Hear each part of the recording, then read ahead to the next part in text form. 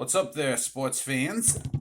We're going to go through this because I made some changes to this, and the video I made of it was so popular that I'm going to show in two videos. We're going to go through the deck rather quickly. We'll stop in a couple places, and then I want to show you how this deck is built and how I do it. It's actually like a couple of decks mashed together, and it's very fast, and it's definitely, I'd say, like a Reanimator Storm. So, we'll get into it right now. We've got Kaalia. We'll just say what she does. She's a 2/2. She's for 1 and a Mardu.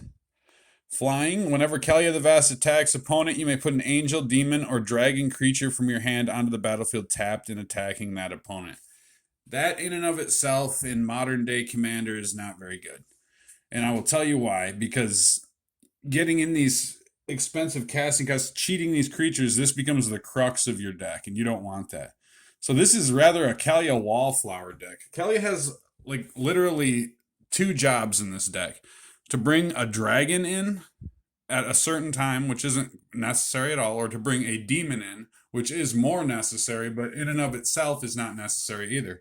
So Wallflower Kaalia here is like that mean girl in high school that was so cool, but now kind of on the sideline, just like, yeah, when I came out, I was horrifying on the table, but now, counterspell away from doom for Kaalia players, but you will win with this. This year alone, out of probably like 50 games, I say I've won maybe 28, 29. And those are just counting 4-player games. So we're going to go through, we have the Children of Korlis here, or the Brothers Kirzmazov, as I like to call them, in Russian. Basically, we sacrifice these guys any amount of life lost this turn, so Adnaw's life, any amount of life lost, we will gain back. So going through, we have the Giver of Runes. Target creature you control gains protection from colorless from the color of your choice until end of turn. Esper Sentinel, if you're running white, and cedh, you must run this. Draneth Magistrate. Oh my goodness, nitpicking nerds. Look at here. Holy moly, what do you do about this, huh?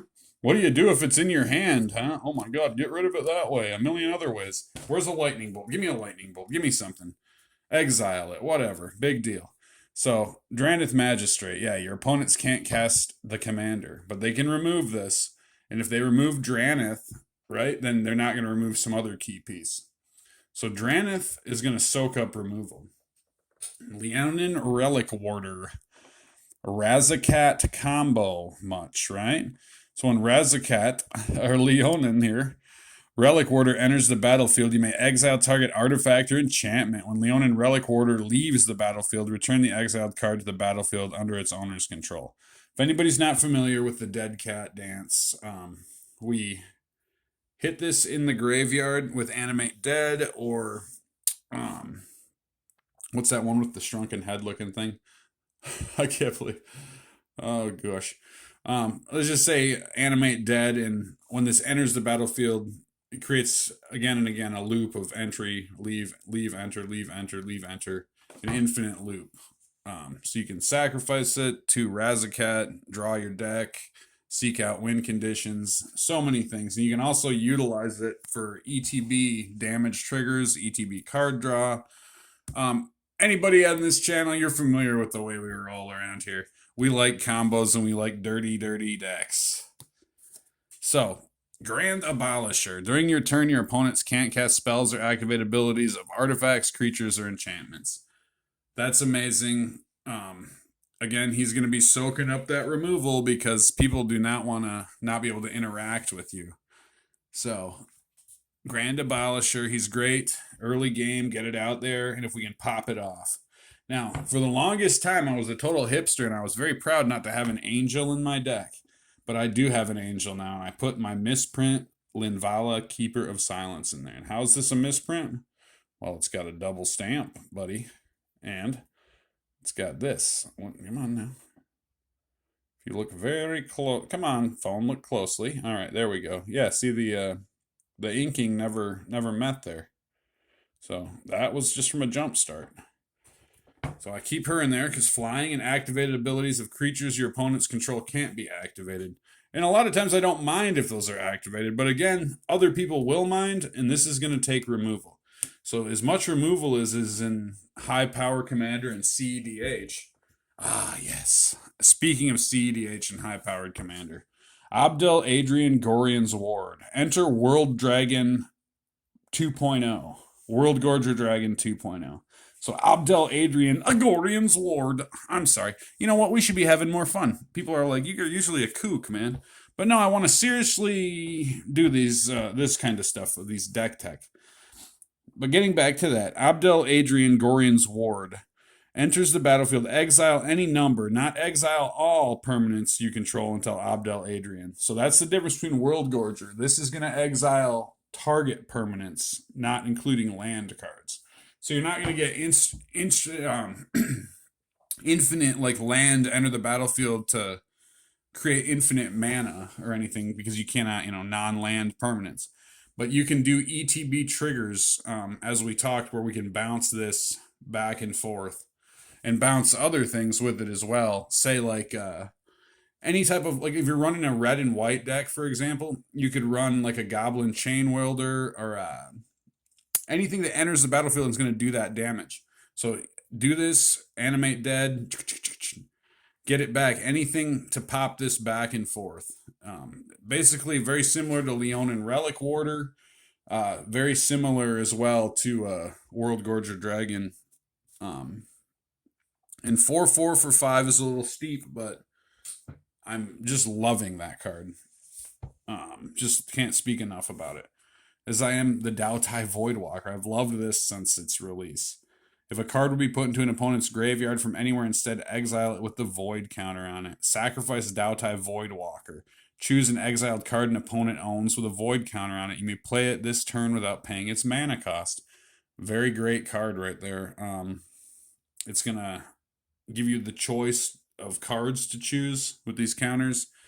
In Modern, when you have Dautai out, you can really rack up some fun things to choose from with a couple of those. The Doom Whisperer. This is one of Kaalia's hunted demons, rather. So flying, trample, pay 2 life, survey 2. Look at the top 2 cards of your library, then put any number of them into your graveyard and the rest on top of your library in any order. This is beautiful because we don't mind things going in our graveyard, and setting up the top of our deck like that, that's just wonderful. Plus that pay 2 life, that's going to play in with another demon. Getting to them here. We have Opposition Agent because, of course, we want to control our opponents, right? And you'll see I try to fill this with as much full art. Not so much worried about foil as I am full art in this. We got Rune Scarred. This is Razaketh Light. So when Rune Scarred enters the battlefield, search your library for a card, put it into your hand, then shuffle your library. So going back, where are you, buddy? Abdel Gorian there, as we were saying. Here he is. Okay, so when Rune Scarred enters the battlefield, search your library for a card, put it into your hand. So just like with World Gorger, we can just choose this. So if we have some things on the battlefield that we don't want to go away, we can bounce this via this and another thing, and bounce these back and keep this coming into the battlefield and searching for a card and putting it into our hand. So Abdel Gorian's Ward is going to help us do that. And even though his casting cost is high, we have ways we can pop him in, pop him out. Because we're just going to want to pop him in the graveyard and pop him out. We're not going to want to cast him, right? So we're going to want to reanimate him from the graveyard, just like we would World Gorger or Leonin Relic Warder. So, Rune Scarred, we can draw any infinite combo pieces. We have Villas. There's that 2 life. So pay 1 and pay 2 life. Target creature gets -1/-1 until end of turn. Whenever you lose life, we draw that many cards. So Villas could work hand in hand with the Doom Whisperer for infinite card draw. Prospectively, as much life as you can lose. There's the star of the show right there. Look at that beautiful visage. Razaketh, the foul-blooded. From Razaketh, Liliana gained sway over the living, weak, mortal souls, became her playthings. Yes, very scary. And indeed, things will become our playthings, but they're our own things. So there's Razaketh. Everybody knows 8/8 for 8. Flying, trample, pay 2 life, sacrifice another creature, search your library for a card, put that card into your hand, then shuffle your library. As I said, it is going to be Rune-Scarred Light. And we have a Skirk Prospector here because we're going to be making some Goblin tokens, not necessarily infinite every time or anything, but we're going to make some. So with some of those Goblin tokens, it's always good to have a little backup mana, because you find in this kind of a deck, in this deck particularly, I can't speak for other Storm players. If anybody wants to tell stories in the comments or anything, please go ahead and do, because I love to hear those kind of stories about funny things. But about how just 1 or 2 mana has won you games or lost you games, not having that 1 mana, like you're tick, tick, tick, tick, and you almost get there. It's happened to me a few times. We got Dockside. This has become like a must-have card. So when Dockside enters the battlefield, create X treasure tokens, where X is the number of artifacts and enchantments your opponents control. So that is huge in Commander. So Dink, you're going to make between like at least 2 to 6 every time, and you can bounce this. See, another way to bounce infinite mana would be to bounce this with Gorian. Or not Gorian, I'm sorry. Abdel Gorian Sword. So another target for that to bounce in and out. And then even can be sacrificed to the Skirk Prospector. Gibbering Fiend. Now, if you look at other bad Kaalia decks, I do not see this one in here. And I typically think it's because they're so optimized. But I have a few. You'll see that this is different. This is a very unique deck. It's not a normal bad Kaalia deck. So Gibbering Fiend, when it's a 1 and a red, so it's cheap to begin with. So when Gibbering Fiend, gibbering giblet fiend enters the battlefield, it deals 1 damage to each opponent. And it has Delirium. At the beginning of each opponent's upkeep, if there are 4 or more card types among cards in your graveyard, Gibbering Fiend deals 1 damage to that player. Who cares? Who cares? What we care about is that enter the battlefield trigger. Because we have leaving the battlefield triggers, and all the bad Kaalia decks have leave the battlefield triggers, right? So sacrifice deals damage, death triggers, all those things. But enter battlefield triggers. So this is going to open up another Wincon for us with this fellow here. So happy to see it, and most definitely going to be a Wincon. We have Imperial Recruiter. Honestly, I like this better than the Ranger Captain of Eos, because I can search a creature card with power 2 or less and reveal it and put it into my hand. And I'm not running Ravagan because it's useless outside of like turn 1, 2. And I don't have room for it in here. I know that sounds weird, but like I said, just some things I get in my mind I don't like and I don't do it. So when Imperial Recruiter enters the battlefield, search your library for a creature card with power 2 or less, reveal it, put it into your hand, and then shuffle. So we have plenty of those, and one of those we can get is that Fiend, right? The Gibbering Fiend. There's plenty of other creatures that we will want to get. We have Dualcaster for the Dualcaster Twin Flame combo, which wins so much in this deck. It's my biggest win count, I think, honestly, lately. Probably the last year I've been running this deck. You guys know Dualcaster, I'm sure. It's one of the most famous combos. There's Worldy, Worldsy, Worldsers. World Gorger Magulahan. Yeehaw, man! And there he is. So, World Gorger, Flying Trample. When World Gorger Dragon comes into play, remove all other permanents you control from the game. Right? When World Gorger leaves play, return the removed cards to play under their owner's control. So, let's say we can cheat out Bogarden Hellkite with Kaalia, right? Have a tutor, have this World Gorger somewhere we get this into our graveyard, okay? Reanimate it. Boom. Hellkite flashes. You don't even need to flash it in because you can cheat it in with Kaalia. That's why I decided to keep Hellkite, because that mana cost is high. But if you don't have Razaketh, if Razaketh has been exiled, you never know.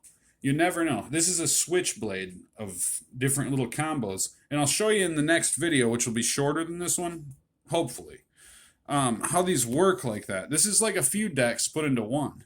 And none of them are like Kaalia with angels, demons, and dragons. So Corpse Knight. This is the Mayhem Devil's replacement. This is so good. Whenever another creature enters the battlefield under your control, each opponent loses 1 life. So this is way more efficient in casting cost. You don't have to have to sacrifice a creature. It's just leave the battlefield. So it's a leave the battlefield trigger. Okay? So whenever a creature leaves, or another creature enters the battlefield, I'm sorry, under your control, each opponent loses 1 life. So any one of our bouncing fellows coming in and coming out, they're going to do that damage. And I actually replaced Mayhem Devil with this, and I replaced Mayhem Devil, or Judith the Scourge Diva and Mayhem Devil with these 2 characters here. Elas Ilkor is, look at that casting cost, who can beat it? Death Touch 2/2, and whenever another creature enters the battlefield under your control, you gain 1 life. Whenever another creature you control dies, each opponent loses 1 life. So heck yeah, we love it. Because these things are hard to get rid of. It's hard to stop when we get those things going on. And if somebody for some reason does stop them, what if we got 2 of them on there? What if we have another thing? What if we have something entering the battlefield doing damage as well? We have Lurus of the Dream Den. This is a recent addition. Just this past year, I put this in here. And I like this better than another card I had in here. The companion is irrelevant to this deck. The Lifelink's okay. So for 1 and 2 Orzhovs, black or whites, during each of your turns, you may cast 1 permanent spell with converted mana cost 2 or less from your graveyard. And it's wonderful because we have 0 mana cost artifacts. We have plenty of low casting things that every turn we would love to. Now, another card, this has been in the deck just this year, just 2023. Queen Kaalia bin Krug. This card excites me like huge. I haven't been this excited about a commander card probably in like 3 years. And this card, for 1, a red and a white, okay, you can pay 4, you discard all the cards in your hand, then draw that many cards. You may choose an artifact or creature card with mana value 1 you discarded this way. Then do the same for artifact or creature cards with mana values 2 or 3. Return those cards to the battlefield. Activate only as a sorcery. What? It's amazing. The ideas I get for Commander with this.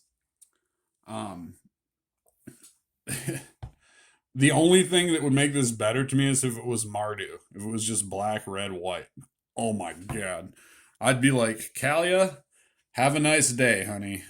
You're not needed here anymore.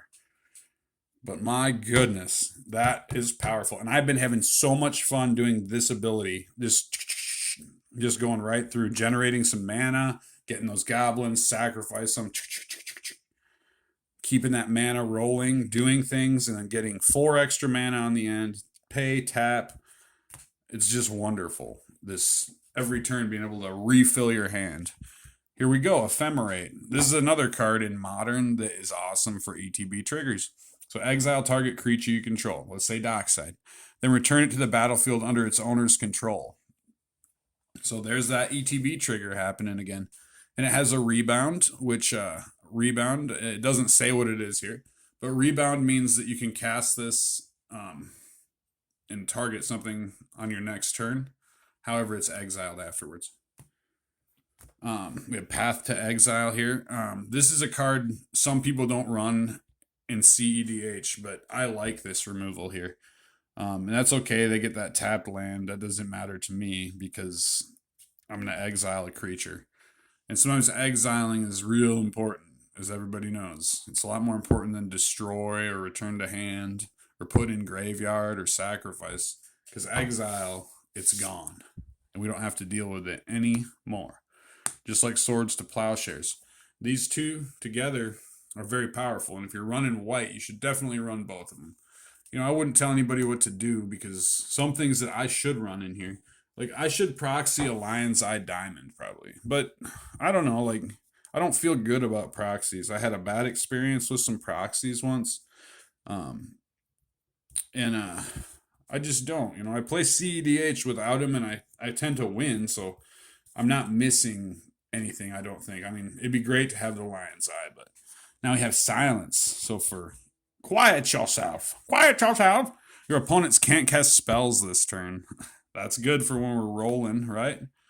Angel's Grace. So let's say somebody's ad nausing and going to combo off. You can't lose the game this turn, and your opponents can't win the game this turn. Until end of turn, damage that would reduce your life total to less than 1 reduces it to 1 instead. This has saved my tookish many times, friends.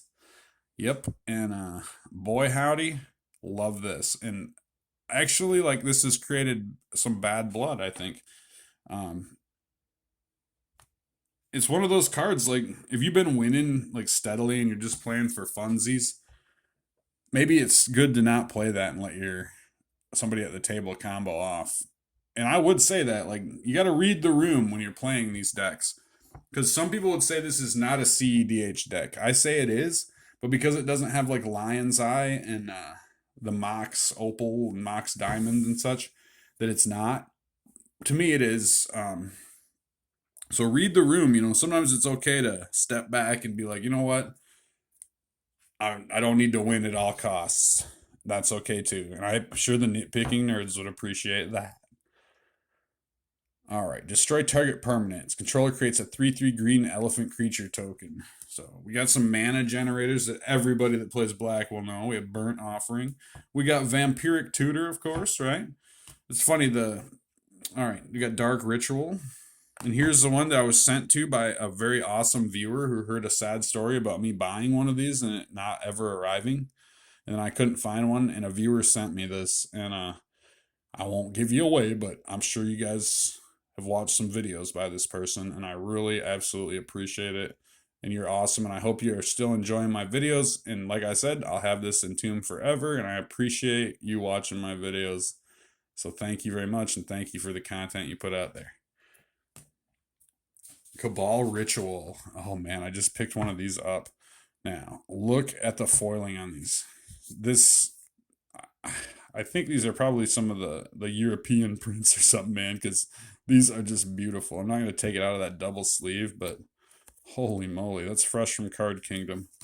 Cabal Ritual. Again, just like in Tomb, this should be in everything black, because search your library for a card, put that card into your graveyard, then shuffle your library. This coupled with Reanimate, oh my goodness, a 2 black tutor like that. Deadly Dispute, another card in black. An additional cost to cast this spell, sacrifice an artifact or creature.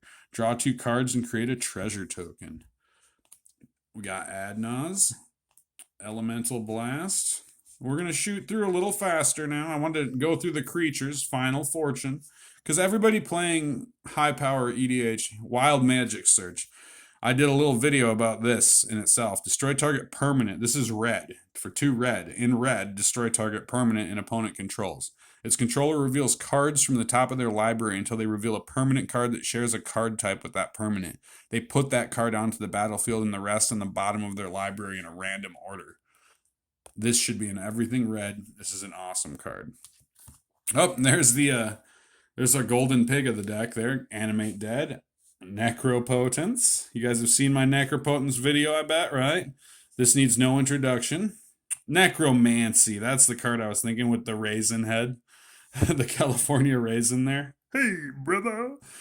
Yep, Necromancy is an instant if you do Buried at end of turn. Basically, it's a little more expensive. Animate Dead. We got Underworld Breach. That's a card getting some good attention lately. This is my tutor to get those enchantments. I like this artwork a lot. I could use a different tutor, but I love this full art one. And I actually have my wife has the other tutor in her deck. So Savine's Reclamation, a great new card with that nice flashback. Some Reanimate, yeah. And if anybody doesn't read I don't read it either.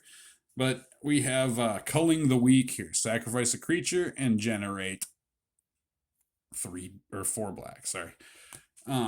There's my new Unearth to replace my old beat up Unearth. I kind of like that. Nice Modern Horizons. Whoa. Ooh, got my full art new Diabolic Intent. Nice tutor. Here we go. Another tutor. Tutor, tutor, duder. Tooter, tooter, dooter, dooter. We got damn. Oh, damn. Damn, man. Destroy target creature. Creature destroyed this way can't be regenerated. Or you can overload it. And that means it's a bunch of them. Then it's a board wipe, by the way. But we mostly just use this to destroy target creature. That's all. Praetor's Grasp.